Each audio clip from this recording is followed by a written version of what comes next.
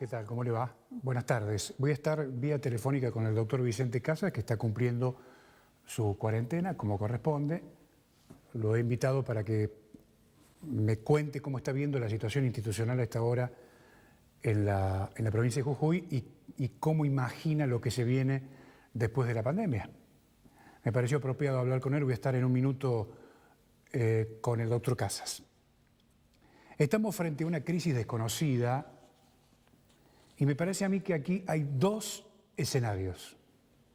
El escenario 1 es el de un gobierno legítimo que no dispone a esta hora de la envergadura suficiente para diseñar una estrategia para encarar la reconstrucción. La pregunta que mucha gente se hace a esta hora es ¿qué hace Morales si le saca la cuarentena?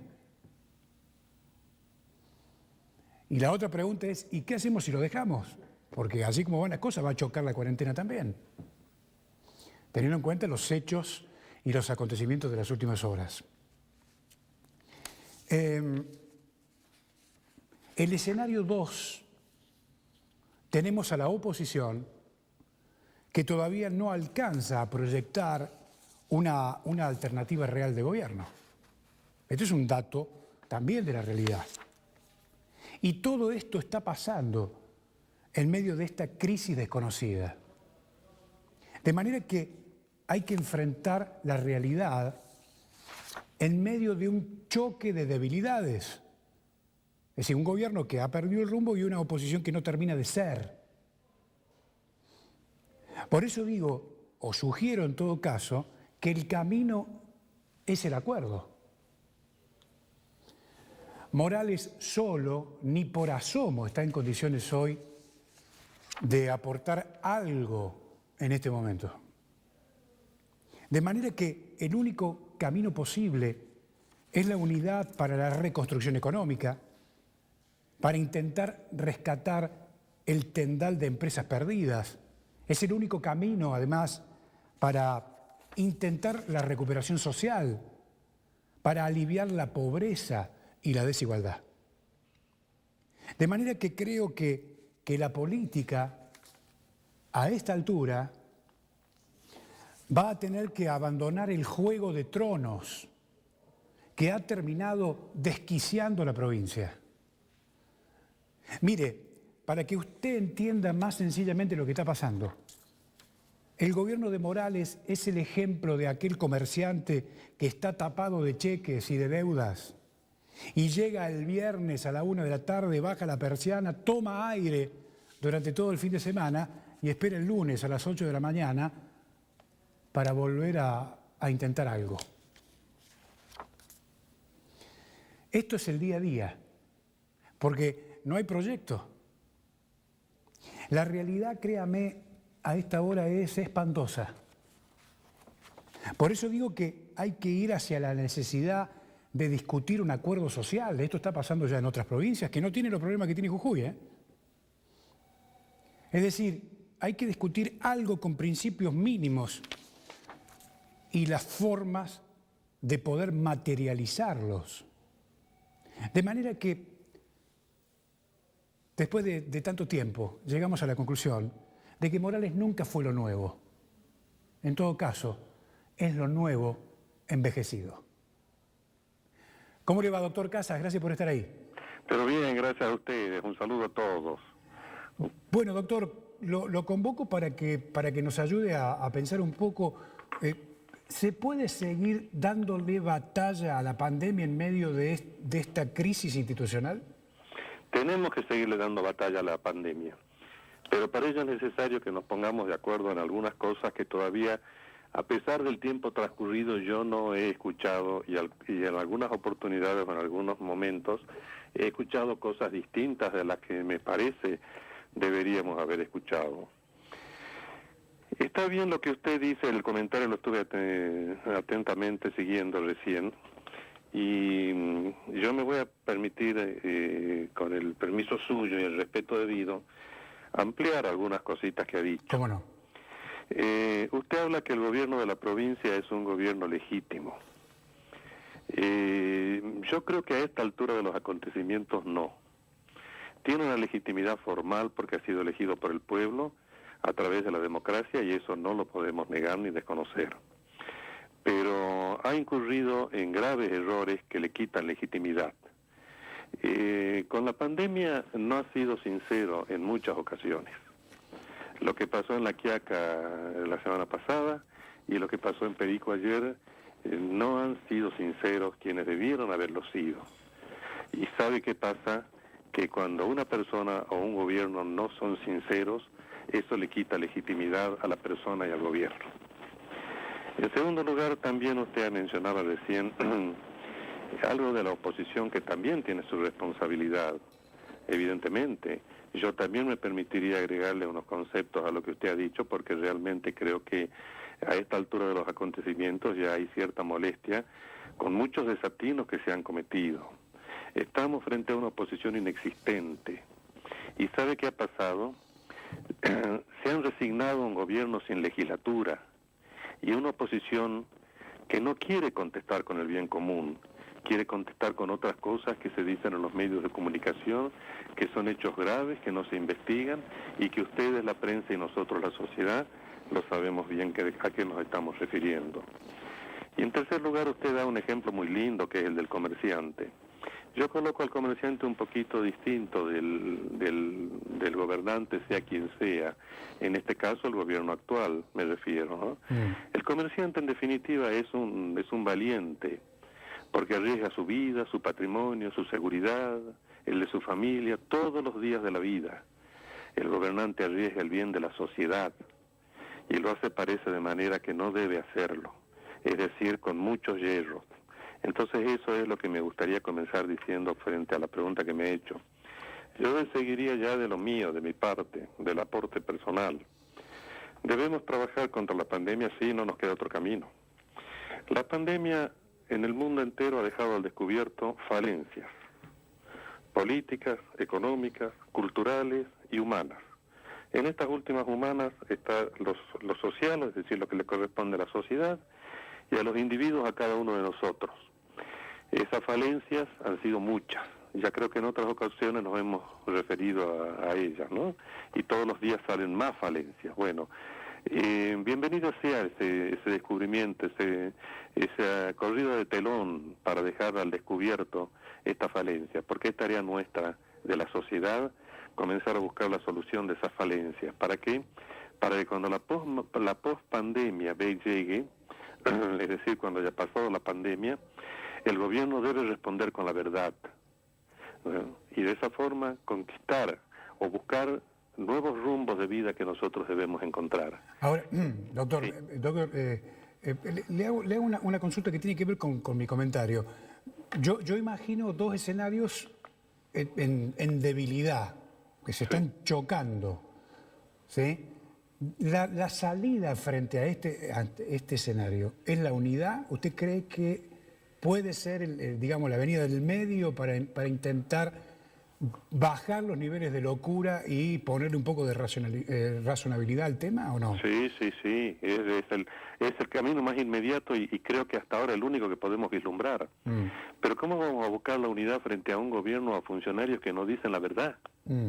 ¿Cómo vamos a sentarnos, o quienes tengan que sentarse, con la serenidad y la seguridad o la media seguridad que con quienes van a hablar va a ser para llegar a algo concreto en pos del bien común y no en el beneficio personal de alguno? Es decir, esa unidad es el único camino, pero yo le veo una gran traba para llegar a ella aquí en la Argentina y en Jujuy. Que quienes tienen que convocar a la unidad no lo han hecho a pesar del tiempo transcurrido. Y no lo van a hacer, parece. Y que cuando lo vayan a hacer, quienes se van a sentar en esa mesa de la unidad van a ir con una gran desconfianza. Entiendo. Ese es un problema grande que tenemos que ver cómo sortearlo de alguna manera. ¿Usted cree que se han vencido los tiempos? Mire, esta mañana escuchaba por las noticias Sí, que en un hospital de Buenos Aires se ha muerto un enfermero, sí. porque no hay insumos. Así decía una otra enfermera colega del fallecido. Bueno, se han vencido los tiempos, sí. Porque 90 días de aislamiento social o de cuarentena, 90 días, no ha servido ni siquiera para que los gobiernos busquen los insumos. Están vencidos los tiempos. Y esto es una gran preocupación de la sociedad. Deben darse respuestas ya, inmediatas. Y no se las dan. Entonces, la cuarentena no es la solución, o el aislamiento social no es la solución, ni la lucha, ni el antídoto contra la pandemia. El aislamiento social es preparar el tiempo, es ganar tiempo. Y parece ser que si a 90 días del aislamiento social ha muerto un enfermero, ese tiempo se ha perdido. Usted sabe que aquí hay una preocupación también que, digamos, corre el tiempo y las empresas no tienen respuesta. Recibimos todos los días llamados, mensajes de que no hay ninguna señal de nada, absolutamente. Es decir, no hay proyecto para el día después de la pandemia en el campo de las empresas, que son en definitiva los que generan empleo, trabajo. Sí. ¿Cómo lo está viendo, doctor, usted? ¿Cómo puede ser que todos los días estemos pendientes de un monólogo en materia de cuestiones sanitarias y no haya una sola reunión con empresarios y referentes del mundo económico y de la actividad comercial en la provincia de Jujuy? Parece ser que para algunos sectores del gobierno la cosa pública ha dejado de interesar hace rato. Ajá. Porque este es un sector que usted habla, pero también tenemos manifestaciones de todos los sectores de la vida laboral. Sí. Por eso decía yo, en estos 90 días, perfecto, el aislamiento social. Pero además tienen que implementarse otros mecanismos, como es el mecanismo de reflotar la actividad laboral en lo que se pueda y cumpliendo las normas de higiene y en no descuidar la economía. Y en los 90 días hemos destrozado la economía y el trabajo. Los gobiernos nacional y provincial tienen ministerios de economía y de trabajo. ¿Cuál es el protocolo que han preparado en estos 90 días para que la economía se reactive o el trabajo vuelva a su cauce, de modo que no se sigan cerrando fábricas o comercios o industrias, ni perdiendo a la gente sus empleos? Ninguno. Y entonces a mí también me desespera, porque toda esa gente, ¿qué va a hacer el día de la pospandemia? ¿Qué va a hacer el día después de mañana? Tiene su camino cerrado, tiene su esperanza muerta, porque no hubo la capacidad necesaria para proponer protocolos de reactivaciones económicas o laborales. Entonces, fíjense ustedes que las cosas como se han planteado en este tiempo. Hemos estado hasta la semana pasada prácticamente ya con un agotamiento del aislamiento social. Sí. Y ahora hemos retrocedido. Eso no he visto en lo que haya ocurrido en las naciones desarrolladas del mundo. Han tenido un aislamiento social o una cuarentena y cuando han salido en serio. ¿Y aquí qué ha pasado? Y entonces va a venir lo fácil. Le echamos la culpa al frío, le echamos la culpa al calor, le echamos la culpa al gobierno que se ha ido, le echamos la culpa al gobierno que va a venir. Y esa no es la solución. Doctor, ¿qué hubiera hecho usted si la circunstancia lo hubiera puesto al frente de la Casa de Gobierno y le toca este escenario? Bueno, lo primero que hubiera dicho es decir la verdad de lo que pasa. Lo segundo que hubiera insistido mucho en el aislamiento social, antes del aislamiento social, es en la higiene, es en la higiene personal. Y lo tercero hubiera dedicado todos los esfuerzos del gobierno a tratar de encasillar y dirigir la economía y el trabajo de manera abierta en todos los sectores que se pueda hacer, no reducirlo. Es humano y yo también pienso por allí que quienes gobiernan tienen miedo. El miedo es razonable, es humano, pero ¿sabe qué? Hay que animarse a gobernar. Y en una situación de pandemia que hubiera hecho yo, contestando la continuación de la pregunta que me hizo, sí, si estaría en la Casa de Gobierno, vivir la pandemia con los jujeños día a día y abrir todo lo que se puede abrir cada día y con cuidado. Y también una cuestión importante, ¿no? No sé a qué han viajado a La Quiaca. No sé, eso no se explicó bien a qué viajaron, al menos yo no lo escuché bien. Bueno, ¿con quién viajó? ¿Quiénes son los que van en la comitiva oficial? Mire lo que ha pasado. Eso no puede ocurrir. Al presidente radical Hipólito Yrigoyen le imprimían los diarios hace 100 años. Eso se lo reclama la historia. Ha pasado un siglo. ¿Y un gobernante no sabe con quién viaja? No, eso no puede pasar. Eso también es una cuestión para tener en cuenta si yo hubiera sido gobernante. Claro, porque fíjese lo que ha pasado, un episodio con la gravedad de lo que significa, termina tirando por la borda el esfuerzo de 90 días donde se caen empresas, se pierden empleos, la gente se enferma por lo que significa el encierro, un montón de cuestiones, ¿no? todo lo que vino después. Hace una semana que estamos otra vez en la casa y la actividad laboral y económica no existe. ¿Y eso cómo? Y encima nos han mentido. No, dice, no hay que echarle la culpa a la policía, pero ¿cómo? Eso fue hasta anoche. Y anoche se hicieron las denuncias. Han pasado 6 días, mi querido amigo. Claro. Y al presidente Irigoyen esto le hacían mucho menos hace 100 años. Entonces eso es lo que yo no logro comprender y quisiera que se explique un poquito más por los medios de comunicación la postura gubernamental en este sentido. Doctor, gracias por estar ahí, he sido muy atento. Quisiera, Sí. ¿Tendría un minuto más Sí, para cómo no, dedicarle cómo no. algo? ¿Cómo no, doctor? ¿Algo más referido a este mismo tema? ¿Cómo no? Mire lo que ha pasado en Perico. Sí, Nuevamente han mentido. sí, Una mujer que tenía un cuadro clínico, por lo que dice la familia a través de los medios de comunicación, bastante complicado. sí, Ha sido derivada a un centro médico donde se atienden enfermedades virósicas, como es el Hospital San Roque. sí. Una falta de cuidado muy grande. Una vez fallecida han buscado la estadística, eludiendo la verdad. Yo en este momento acompaño a la familia y destaco su valentía en denunciar públicamente la verdad de los hechos. Y espero que el gobierno, hoy, antes que anochezca, explique los hechos y cuidado con hacer con la persona fallecida otra cosa que no sea lo que sus familiares quieren. Esto es lo que lamentablemente quisiera decir, no es cierto, pero aprovecho la oportunidad y lo uso a modo de despedida. Y le agradezco mucho el llamado suyo y un saludo a todos. Para mí es un gusto también, doctor. Gracias por estar ahí, ha sido muy atento. Muchas gracias a ustedes. Hasta luego. Gracias. El doctor Vicente Casas con nosotros. Chau, hasta mañana.